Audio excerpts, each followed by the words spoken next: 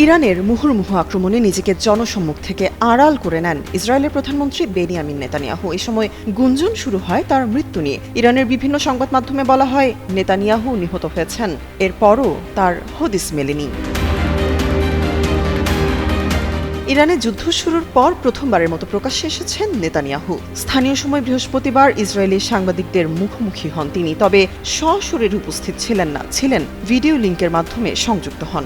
ওই সংবাদ সম্মেলনে নেতানিয়াহু হতাশার বাণী শোনান। আকাশযুদ্ধে ইরানি শাসকদের পতন নিয়ে তিনি এখন সন্দিহান। গরমে আরাম নিয়ে হবে না হাহুতাশ, ঘুরলে পরে ওয়ালটন ফ্যান বাতাস আর বাতাস। নেতানিয়াহু যখন কথা বলছিলেন তখনও ইসরায়েলের মধ্যাঞ্চলের বেশিরভাগ এলাকায় ক্ষেপণাস্ত্র হামলাজনিত সাইরেন শোনা যাচ্ছিল। ওই সময় সংবাদ সম্মেলন থেকেই তিনি ইরানের নতুন সর্বোচ্চ নেতা মুজতবা খামেনিকে হত্যার হুমকিও দেন। নেতানিয়াহু বলেন, প্রায় 2 সপ্তাহের টানা বোমা বর্ষণে ইরান আর আগের মতো নেই। তাদের রেভলিউশনারি গার্ড কোর ও বাসিজ আধা সামরিক বাহিনীর মারাত্মক ক্ষয়ক্ষতি হয়েছে। তবে যুক্তরাষ্ট্রকে সঙ্গে নিয়ে চালানো এই আকাশ যুদ্ধে ইরানের শাসন ব্যবস্থার পতন নাও হতে পারে।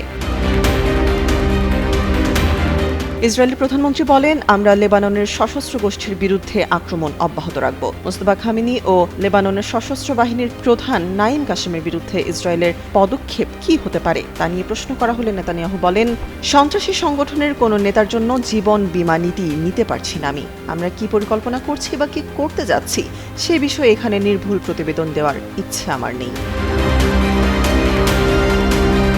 ইসরায়েল ইরানের শাসক গোষ্ঠীর বিরোধীদের অস্ত্রশস্ত্র দিচ্ছে কিনা, দেশটিতে সরকার ফেলে দেওয়ার যে লক্ষ্য তারা নিয়েছে তা ব্যর্থ হতে পারে কিনা, এমন সব প্রশ্নের জবাবে নেতানিয়াহু বলেন, ইরানের ক্ষমতাসীনদের পতন যদি নাও হয়, এবারের হামলার পর তারা ভয়ানক দুর্বল থাকবে। কি পদক্ষেপ নিতে যাচ্ছি তার বিস্তারিত বলবো না। আমরা সেখানকার শাসক গোষ্ঠীকে উৎখাতে সর্বোত্তম পরিস্থিতি সৃষ্টি করছি, তবে অস্বীকার করব না দেশটির জনগণ ওই শাসকদের উৎখাত করতে পারবেই এমনটা নিশ্চিত করে বলতে পারছি না। শাসন ব্যবস্থার পতন ভেতর থেকেই হয়, তবে আমরা সহায়তা করতে পারি এবং করছিও, বলেন নেতানিয়াহু। তামান্না তাবাসসুম শ্রেয়া, যুগান্তর নিউজ।